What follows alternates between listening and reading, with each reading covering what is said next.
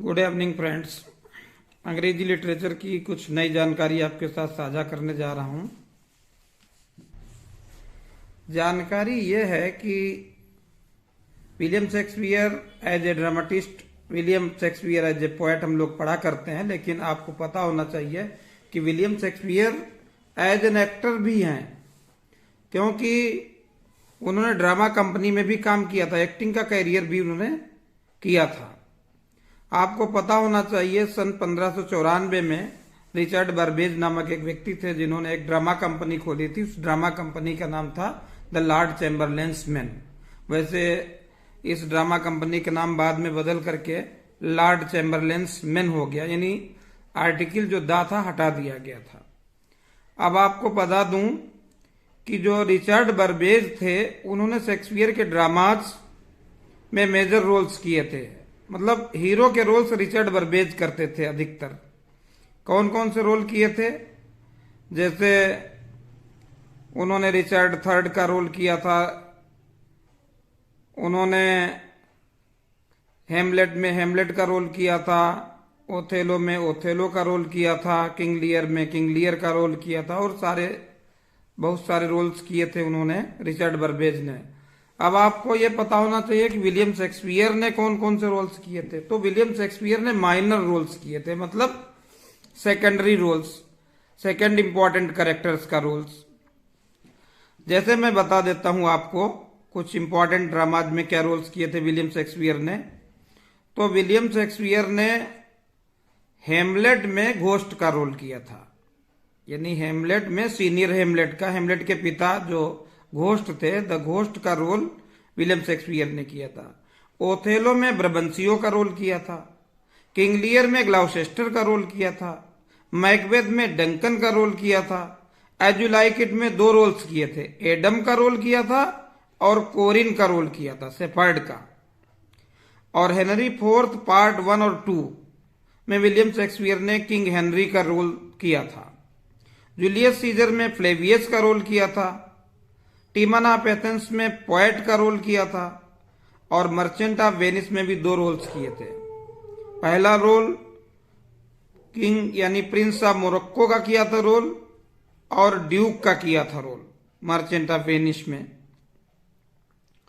फिर पेरिक्लीज एक इनका प्ले है जिसमें उन्होंने गोवर का रोल किया था।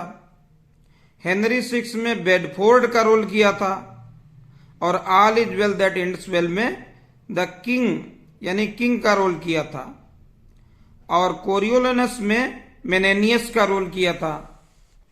तो इस प्रकार से बहुत सारे रोल्स किए थे विलियम शेक्सपियर ने। अब आपको थोड़ा ये बता देता हूं कि थिएटर का कैसे डेवलपमेंट हुआ। तो मैं आपको ये बताना चाहता हूं 1576 में इंग्लैंड में एक थिएटर बना था जिसका नाम ही था द थिएटर। फिर 1576 में जब ये थिएटर बन गया जिसका नाम था द थिएटर, तो ये बिशप गेट स्ट्रीट में सिचुएटेड था। सोरोडिस नामक एक जगह है वहां पे। लेकिन यह थिएटर गिर गया था 1598 में, जो था द थिएटर पुल्ड डाउन हो गया था। तो जब यह थिएटर गिर गया तो दोबारा बनाया गया, और जब दोबारा बनाया गया तो इसका नाम बदल गया, तो इसका नाम पड़ गया the globe theatre.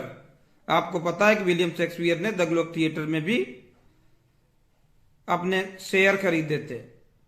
The globe theatre was built in 1599 but it was burnt in 1613। और 1613 में जब हेनरी एर्थ नामक ड्रामा शेक्सपियर का प्ले किया जा रहा था, करीब 29 जून को 1613 को, तब यह थिएटर जल गया था, यानी ग्लोब थिएटर 1613 में जल गया था। 1614 में फिर ये बन के तैयार हुआ, और 1614 के बाद ये चलता रहा, और सन 1642 में यानी 1642 में थिएटर्स ही क्लोज्ड हो गए थे इंग्लैंड में। जब चार्ल्स फर्स्ट राजा थे वहां पे। और उसके बाद में यानी करीब करीब 18 वर्ष बाद सन 1660 में थिएटर्स फिर रीओपेंड हुए थे। तो ये इंपॉर्टेंट जानकारी है। All the competitors who are preparing for TGT, PGT, UGC or such exams related to English literature, they must keep in heart such important points. Thank you.